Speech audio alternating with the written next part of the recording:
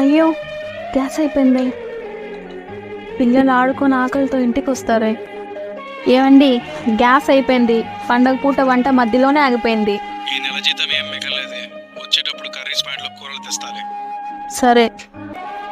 Gas మా వారు పంపించారా? లేదమ్మా, బాబు గారు పంపించారు. చేతిలో చింది గవ్వ కూడా లేదే. ₹1 కూడా అక్కర్లేదమ్మా. నిజమా?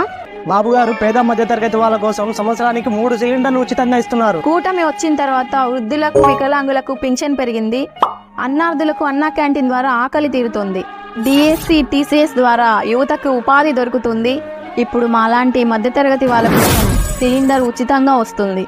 పన్నులతో వేధించేవాడు కాదు, పన్నులు ఇచ్చేవాడు, పండగని ఇంటికి తెచ్చేవాడే నిజమైన నాయకుడని బాబుగారు మళ్ళీ నిరూపించారు.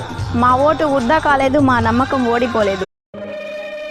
అయ్యో, గ్యాస్ అయిపోయింది.